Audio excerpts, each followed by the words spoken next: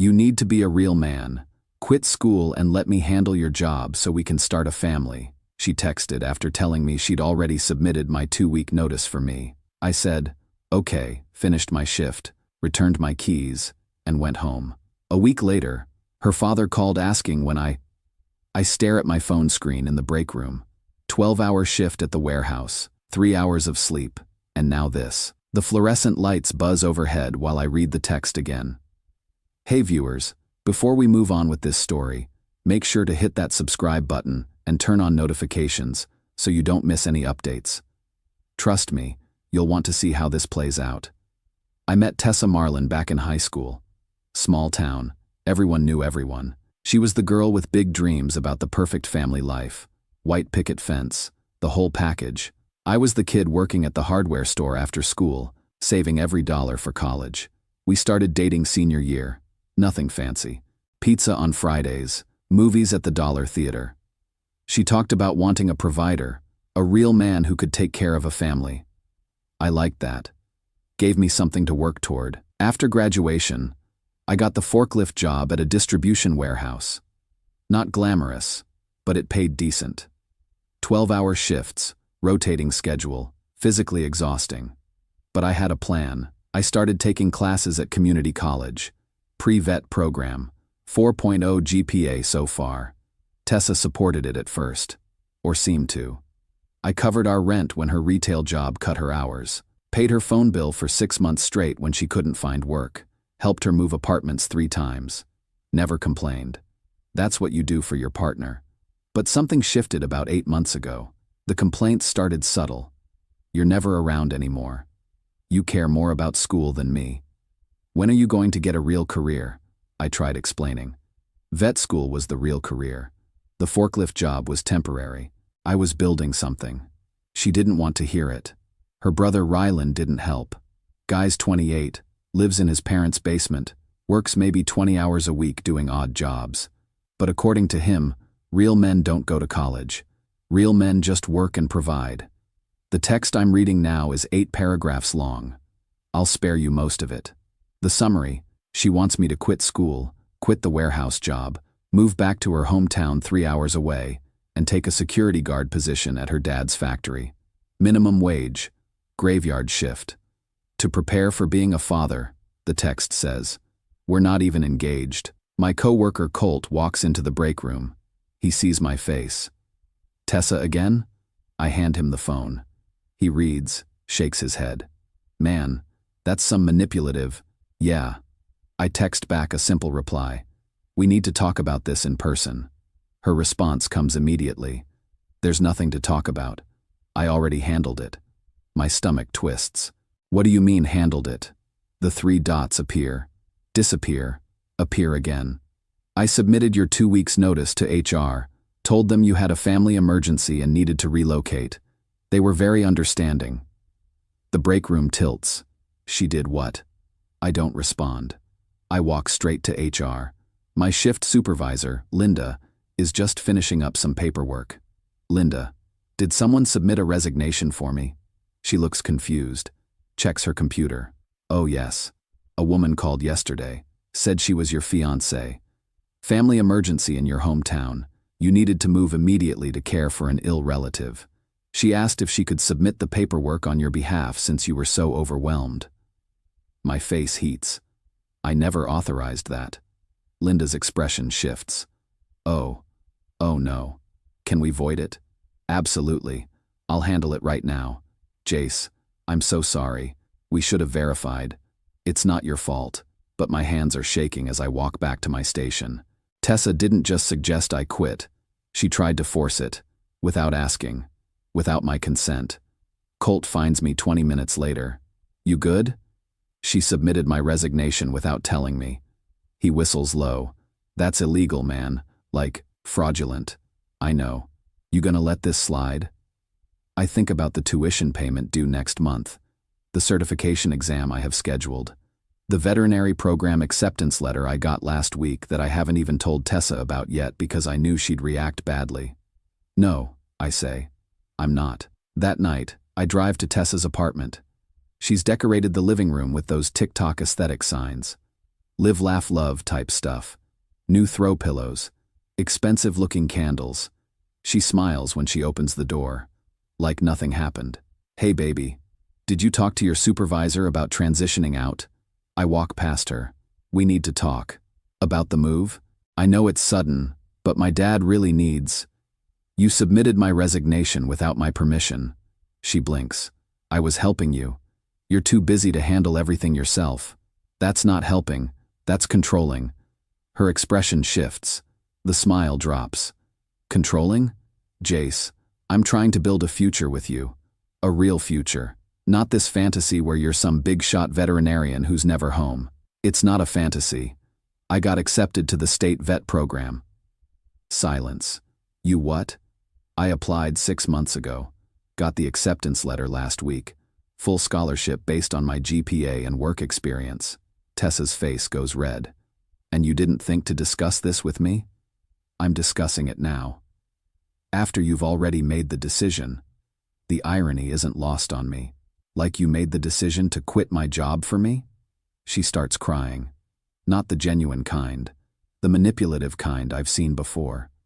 You don't understand what it's like. All my friends are getting married, having babies, building lives. And I'm here with a boyfriend who's never around, who cares more about school than me. I work and study so I can build a better life, for both of us. I don't want a better life later. I want a life now. I take a breath. Stay calm. What do you actually want, Tessa? I want you home. I want you present. I want to start a family. On a security guard salary? My dad will help us. Something about how she says it makes my stomach turn. How exactly will your dad help? She looks away. He has connections. Once you're working at the factory, there will be opportunities. What kind of opportunities? Just management positions, supervisory roles. You have your forklift certifications. You have a clean record. There are options. Options. That word again. I look around her apartment again. Really look. The new furniture isn't just aesthetic. It's expensive. The couch alone is probably $2,000. The dining table, the chairs, the decor. Where did you get the money for all this? She freezes. What? This furniture, these decorations. You've been unemployed for 3 months. I've been saving. I walk to her bedroom. Open the closet. It's been transformed. Organized with those fancy matching hangers. Storage boxes labeled in perfect handwriting. A whole section dedicated to baby clothes. Baby clothes. We don't have kids. Tessa, where did this money come from? Her voice gets small. Our savings. The words hit like a truck. Our joint savings? For my tuition? It was just sitting there, and I needed to prepare. Prepare for what? We're not even engaged. We would be if you weren't so focused on yourself. I take out my phone. Check our shared savings account. The balance that should show $8,000 shows $300. $7,500. Gone. You spent my tuition money on furniture. Our money. For our future home. I don't have a future home with you if I can't afford school. She grabs my arm. That's exactly the point, Jace. You don't need school. You need to be here, with me, building what we have right now. I pull my arm away. You stole from me. I invested in us. You invested in a fantasy, without asking me. Just like you quit my job without asking me. Because you won't listen. You're so stubborn, so focused on this stupid dream. Being a veterinarian isn't stupid. It's selfish. It's luxury. Real men don't chase dreams. They provide. There it is. The real Tessa. The one who's been influenced by her deadbeat brother's toxic ideas about masculinity. I walk toward the door. Where are you going? Home. My home. Not here. Jace, wait. We're done, Tessa. You don't mean that. I stop. Turn around. You forged documents to quit my job. You stole thousands of dollars from me. You're trying to trap me in a minimum wage position in your hometown to serve your family's needs. Yeah, I mean it. I leave. She doesn't follow. About a week goes by. I get the joint account closed, recover what little was left. Move it to an account only I control. HR confirms my employment is secure, and flags Tessa's number in their system. I focus on work. Focus on school. Try not to think about 7 years down the drain. Colt keeps me grounded. You dodged a bullet, man. Girl was crazy. I just don't understand how I missed it. Because you loved her. Love makes you blind to red flags. Maybe he's right. Then Tessa's brother shows up at the warehouse. Rylan Avery, 28 years old, wearing a stained hoodie and ripped jeans. He catches me in the parking lot after my shift. We need to talk about Tessa. No, we don't. He steps in front of my truck. She's devastated, man. You really gonna throw away 7 years over some money? She stole from me. She invested in your future together. There's a difference. Move, Rylan. My dad needs you at the factory. It's a solid opportunity. Something about his insistence makes me pause. Why does your dad specifically need me? Because you're reliable. You got certifications, clean record. There are lots of people with certifications and clean records. Rylan shifts his weight. Looks uncomfortable. Look, just come down for a visit. Talk to my dad. See the operation. If you don't like it, fine. I'm not interested. Tessa really needs this, Jace. Tessa needs to learn that she can't control people. His expression hardens. You walk away from her. You walk away from all of us. That's how it works in our family. Good. I get in my truck. He doesn't move. I rev the engine. He finally steps aside, but something he said bothers me. Why does their dad specifically need me? Why the pressure? That night, I do something I'm not proud of. Tessa still has my Netflix password, still logged into my Spotify. We never separated that stuff. I check the shared Google account we used for apartment hunting last year. She never changed the password. Her email is connected. I scroll through, looking for anything that explains the desperation. I find it in an email thread between Tessa and Rylan from 2 months ago. Dad's factory is underwater. Bank wants guarantees for the new loan or they're foreclosing. We need someone with clean credit and certifications to co-sign. Jace is perfect. He doesn't know about the debt. My blood runs cold. They weren't offering me a job. They were setting me up as a financial fall guy. The factory is failing. Her dad is drowning in debt. And they plan to use me to secure loans, put my name on documents, trap me in their financial disaster. The security guard position was just the hook. Once I was there, once I was family, they'd slowly rope me into signing things, co-signing loans, guaranteeing equipment purchases, maybe even putting the business in my name to shield their assets, all while paying me minimum wage. The whole thing was a con. I screenshot everything, save it to a secure folder, forward it to my personal email. Then I call Tessa. She answers on the first ring. Jace, I knew you'd come around. I know about the factory. Silence. I know about the debt, the loan scheme, using me as a co-signer. I don't know what you're talking about. I have the emails, Tessa, between you and Rylan, all of it. Her voice changes, gets cold. You went through my private emails? You committed fraud with my employment paperwork. We're past privacy. It's not what you think. It's exactly what I think.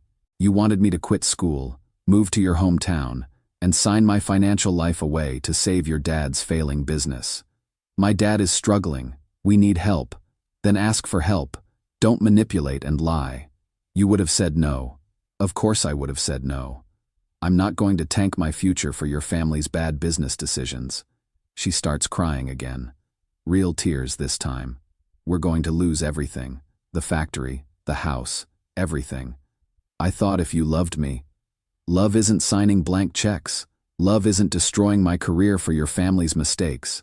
Please, Jace. Please. Just meet with my dad. Hear him out. No. Then we're done. For real. We've been done. I hang up. My hands shake for 20 minutes after. 2 weeks pass. I focus on finals. Get straight A's again. The vet program starts in January. I'm actually excited for the first time in months. Then I get a text from an unknown number. Tessa is hosting a going-away party for you this weekend. She wants closure. Please come. Rylan. A party? For me? I almost ignore it. But curiosity wins. Maybe they've accepted reality. Maybe this is their way of moving on. I show up at her parents' place. It's in their hometown, 3 hours away. I make the drive Saturday afternoon. The house is decorated. Balloons, streamers, a banner that says, "Good luck, Jace." Tessa's friends are there. Her family. Some people I recognize from high school.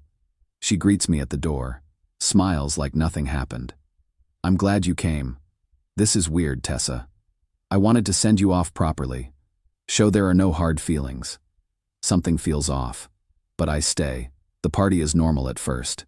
People congratulate me on vet school. I make small talk. Drink soda because I'm driving back tonight. Then Rylan asks everyone to gather in the living room. "Speech time," he announces. Tessa stands up. She's holding something. A small white stick. My stomach drops. "Before Jace leaves for his new adventure," she says, voice shaking with fake emotion, "I wanted everyone to know that he's going to be a father." She holds up a pregnancy test. 2 lines. The room erupts. Congratulations. Gasps. Shocked faces. I stand frozen. She walks toward me. "Surprise, baby. I found out yesterday. We're going to have a baby." Every eye in the room is on me. My brain races. This is the trap. The final manipulation. If I deny it, I look like a deadbeat. If I accept it, I'm locked in. But I have an ace she doesn't know about. "Tessa," I say calmly. "That's impossible." She frowns. "What?" "I got a vasectomy 6 months ago." The room goes silent. "You..." "What?" "A temporary vasectomy. Reversible. I got it done when I decided to focus completely on school. Didn't want any accidents or distractions." Her face drains of color. "You're lying." I pull out my phone. Show her the medical documentation I keep in my health app. "I can show everyone the doctor's note if you want." She stares at the screen, then at the pregnancy test in her hand. "So either that test is fake," I continue, "or you're pregnant with someone else's baby. Which is it?" Tessa's mother gasps. Her father stands up. Rylan looks like he wants to punch me. Tessa's hands shake. I bought it at the store. I thought I might be."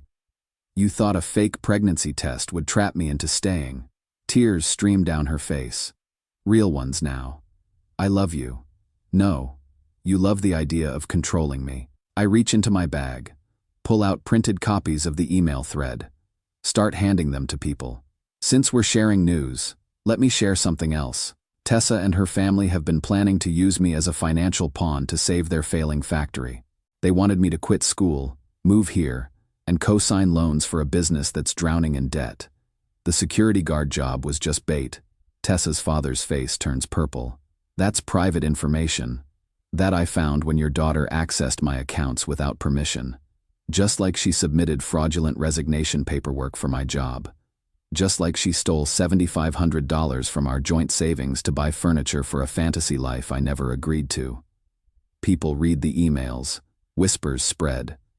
"You went through her emails," Rylan shouts. "After she committed fraud, multiple times." Tessa collapses onto the couch, sobbing. Her friends surround her. Her mother glares at me like I'm the villain. I grab my jacket. "I came here for closure. Here it is. I want a provider too, Tessa, but I provide futures, not fuel for scams. Good luck with the factory, and whoever actually got you pregnant."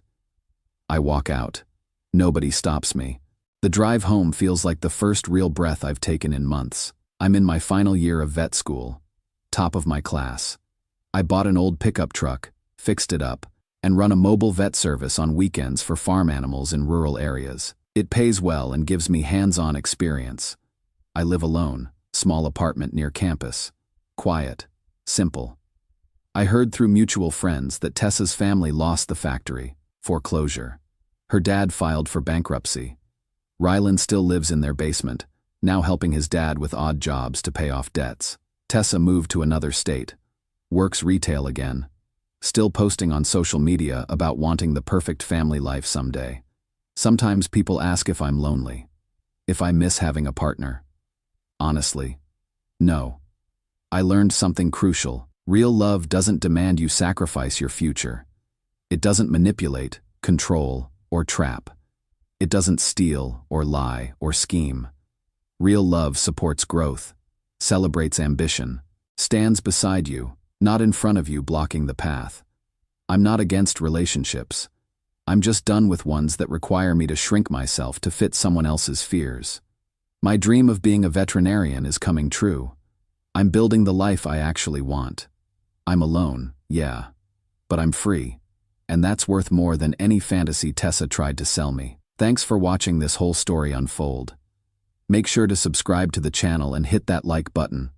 What do you think about this story? Was I too harsh? Or did I make the right call?